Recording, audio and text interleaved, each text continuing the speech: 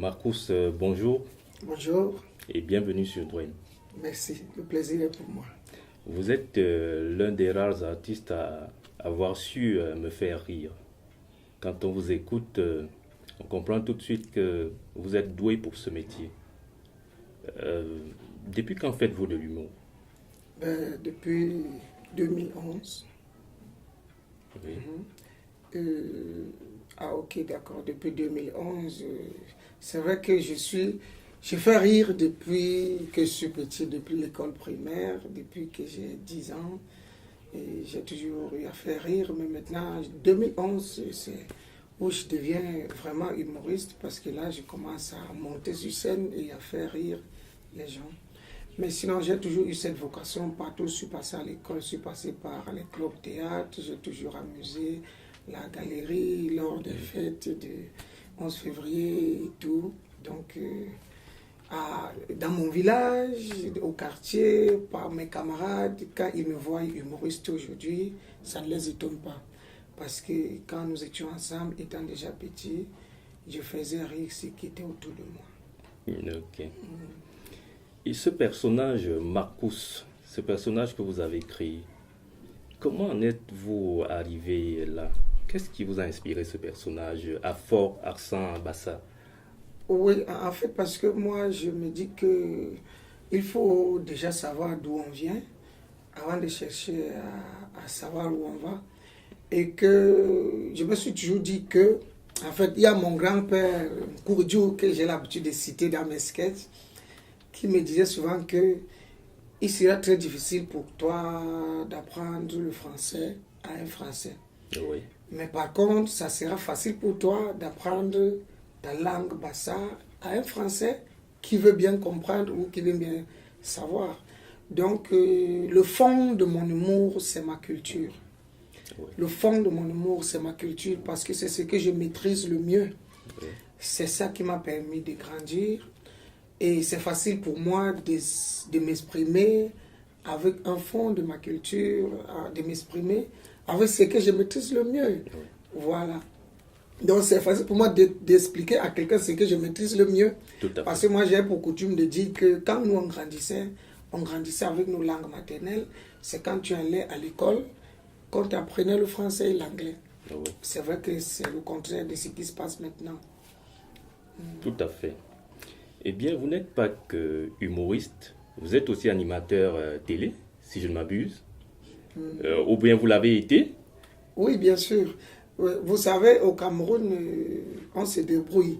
Et c'est facile pour quelqu'un d'avoir plusieurs casquettes. Oui. Et comme on dit qu'à force de forger, on devient forgeron. Mm. Étant donné qu'au Cameroun, il n'y a pas spécifiquement une école d'humour. Tout à fait. Donc, étant donné qu'on se perfectionne parfois dans le temps en faisant des recherches personnelles, et comme j'ai pour coutume de dire, la créativité n'a pas besoin d'école, mais chaque métier a des fondements.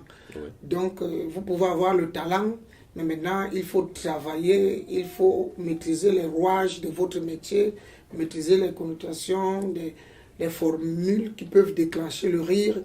Et parfois, pour tout ça, il faut se cultiver. Oui. Et parfois, cette culture aussi passe par la lecture, passe par l'animation à la radio, à la télé. Et c'est tout ça qui vous permet de grandir et de façonner et de grandir dans votre art, en fait. D'accord.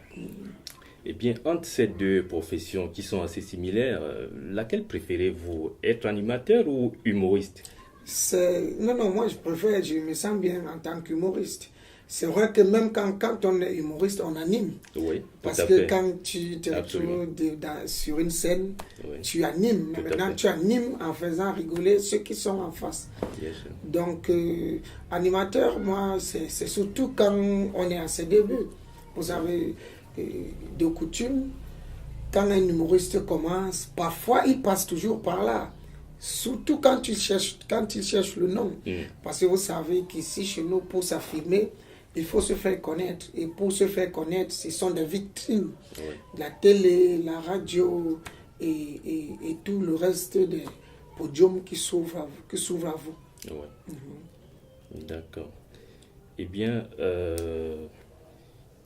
il est vous êtes aussi ici pour nous parler de votre concept Stand-up Party. Party. Ouais. Et vous êtes à la 40e édition. Et de quoi s'agit-il exactement? Oui, cette année, nous étions à la 5e édition. La 5e édition qui s'est déroulée le 8 juin passé au Castle Hall à Douala. Et nous étions à la 5e édition. En fait, le Stand-up Party, l'idée m'est venue juste après le Castle Live Comedy, qui a été un concours très adulé, un concours que beaucoup de gens ont aimé. Alors, juste après ce concours, c'est vrai que tout le monde attendait la suite.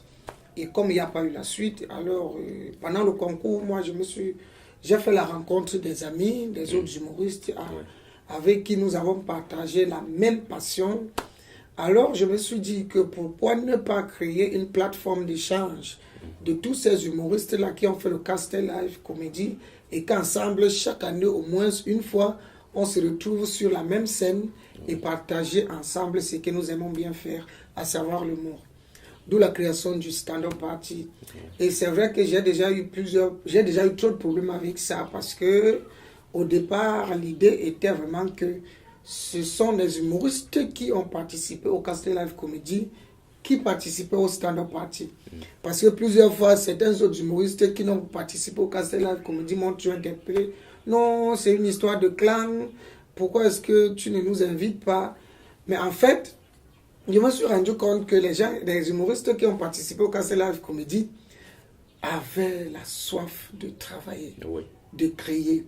Et vous allez remarquer que la majorité de ces humoristes-là sont des humoristes à test. Et d'où cette particularité du Castle Live Comedy et aussi du Stand-up Party. D'accord. Qui se tient une fois là. D'accord. Ouais.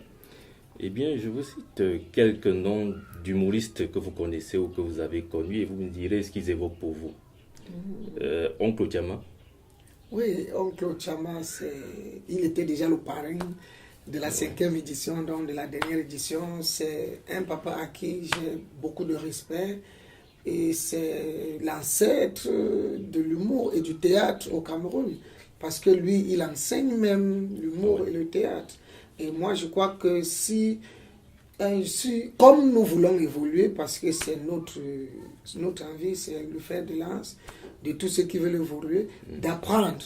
Et comme nous voulons apprendre, je crois qu'il est très important de temps en temps de nous approcher de ceux-là qui ont maîtrisé le métier avant nous, qui ont des techniques que peut-être nous ne maîtrisons pas, afin de partager et à la limite prendre ou alors arracher le flambeau. Voilà. Moustique le charismatique. Bon, Moustique le charismatique, c'est mon pote, c'est mon compagnon de... Je peux commencer par dire mon compagnon de galère, avant de dire mon compagnon de bataille. Nous partageons une même envie, à savoir rehausser le niveau de l'humour au Cameroun et laisser notre empreinte avant de partir, comme Jean-Michel Cancan. Parce que c'est un papa que mondialement, en humour, mondialement tout le monde a respecté, surtout au Cameroun. Quand on parle d'un humoriste au Cameroun... Justement, vous avez anticipé sur la question. C'était le 3e personnage en fait. Ah, ok. Donc du coup, on a vraiment envie de faire quelque chose pour que demain on puisse aussi dire qu'il y a eu Marcus, il y a eu Moustique le charismatique. On ne veut vraiment pas passer inaperçu en tant qu'humoriste au Cameroun. Donc on se bat chaque jour pour ça. Et c'est quelqu'un, Moustique le charismatique, c'est quelqu'un que j'aime bien parce qu'il travaille. Et moi, je crois que c'est toujours bien de collaborer avec quelqu'un qui travaille. Oui. Ouais. D'accord. Eh bien, nous parlerons maintenant de vos autres projets, si vous en avez dans l'immédiat ou dans un futur proche. Oui, c'est vrai que mon projet phare, c'est le Stand-up Party que je veux grandissant. Nous sommes en train de travailler tous les jours pour que chaque édition soit plus meilleure. Et actuellement, nous sommes déjà en train de préparer la 6e édition. Bon, c'est vrai qu'actuellement aussi, je suis en train de travailler sur mon spectacle personnel parce que je me dis un vrai humoriste doit avoir son spectacle personnel. Pour le moment, je ne fais que présenter des mégots de spectacles, à la limite des sketchs. Mais si je veux conquérir l'international, si je veux m'ouvrir à ceux qui sont plus meilleurs, je dois présenter un spectacle personnel. Je crois que c'est ce pourquoi je suis en train de travailler actuellement. Et le moment venu, le public sera au courant. Mais c'est vraiment un projet qui me tient à cœur, présenter un one-man show, Marcos seul sur scène. D'accord. Ouais. Projet très intéressant. Oui, projet très intéressant. C'est vrai que je suis aussi en train de me battre pour sortir un best-of parce que il y a beaucoup de fans qui aimeraient avoir les DVD de Marcos, les CD de Marcos, et ça sera vraiment rien que pour satisfaire les fans. Parce que la vente des CD au Cameroun, du moment où il n'y a plus de maisons de distribution, ce n'est plus trop ça. Parce que retrouver aussi un artiste qui se balade en route avec ses CD en main. Donc ça tue l'artiste en fait, ainsi que l'art lui-même. Ça tue le mythe, ça, comme on dit souvent, ça rabaisse un peu le charisme. Tout à fait, tout à fait. Voilà. Eh bien, quelle différence faites-vous entre votre génération et celle de vos devanciers qu'on a évoqués tout à l'heure? Oui, c'est vrai que notre génération maintenant se tue plus à vendre l'humour intelligent. Je ne vais pas insulter les anciens, mais à chaque époque, c'est tendance. Oui. Oui, et maintenant, si on passe référé au temps passé, on va se rendre compte que même l'accoutrement faisait rire à l'époque. Oui. Parfois, on voit un humoriste, il entre sur scène, rien que son accoutrement vous fait déjà marrer. Et les gars tiraient un peu vers des clowns. À savoir, parfois, il fallait se déguiser, il fallait teinter la face et tout. Et puis aussi, quand un humoriste, autant j'ai dit, quand un humoriste s'exprimait, même s'il disait, je l'ai dit que, on disait non, c'est un humoriste, il fait rire. Mais maintenant, on a remarqué que plus le temps passe, plus on a besoin qu'un humoriste s'exprime avec un français soutenu. Je l'ai dit que ça passe plus trop, et que plus le temps passe, plus on se rend compte que l'humour intelligent est un peu plus prôné par rapport au clown, par rapport à l'humour de l'accoutrement. Oui, qui peut être considéré comme l'humour d'une certaine époque. Voilà, l'humour d'une certaine époque, voilà. D'accord. Eh bien, comme je vous l'ai dit tantôt, l'émission va bientôt à son terme. Est-ce que vous avez quelque chose à dire à vos fans qui vous suivent ainsi qu'à nos abonnés? Oui, bien sûr. Moi, je vais demander à tous les fans, surtout, de continuer à me suivre, de m'encourager parce que vous, ils représentent mes héros dans l'ombre. C'est grâce à vous que nous, les artistes, nous évoluons et ça fait toujours notre fierté de savoir que ce qu'on fait est intéressant. Donc, et si vous voulez continuer à me suivre, n'oubliez pas de liker ma page Marcos Humoriste. Marcos Humoriste, c'est très important. Et des plateformes comme Camera Art Design. Camera Art Design, c'est très important. Ce sont aussi nos héros dans l'ombre. Et c'est très important parce qu'il faut savoir que quand vous voyez des artistes en train de briller, il y a toujours des gens qui travaillent dans l'ombre. Les managers, les gens qui prennent les images, les conseils artistiques et tout ça, c'est très important. C'est tout cet ensemble-là. Il y a aussi, je vais demander aussi aux gens de continuer à soutenir le projet Stand Up Party, qui est un bébé qui est en train de grandir. Et on vous promet que tant que vous nous soutenez, on va se battre pour ne pas vous décevoir. C'est très important. Il y a aussi mon CD audio, parce qu'il y a beaucoup de gens aussi qui me demandent mes sketchs version audio. Je crois que je vais aussi me battre pour bosser dessus, afin que ceux qui aiment bien ce que je fais soient satisfaits. D'accord. Certainement le moment le plus attendu de nos abonnés et téléspectateurs.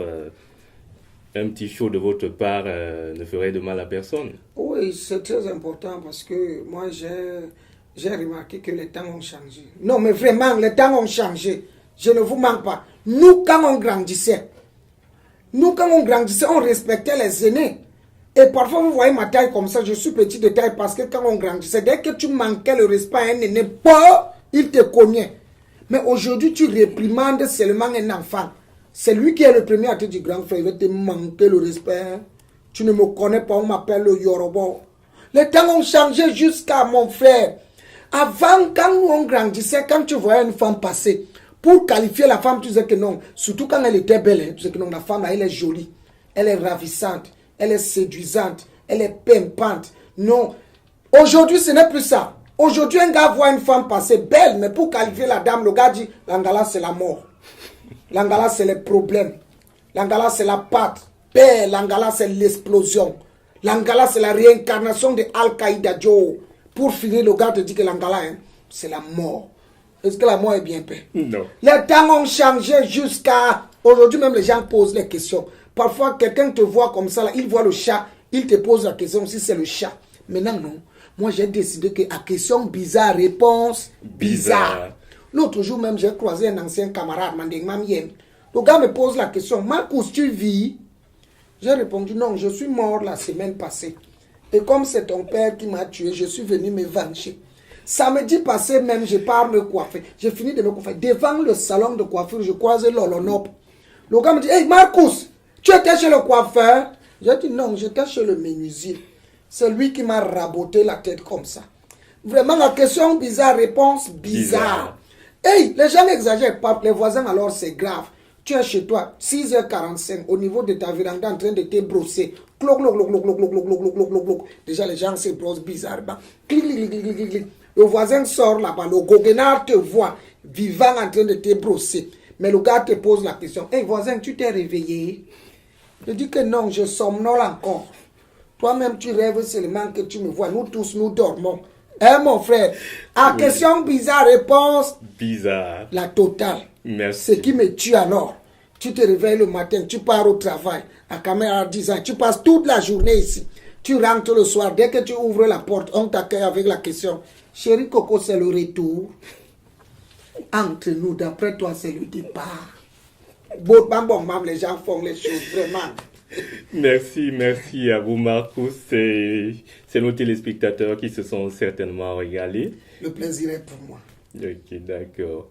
Eh bien, mesdames et messieurs, merci d'avoir regardé Dream. En espérant vous trouver plus nombreux la prochaine fois, nous vous disons ciao, ciao. On vous aime.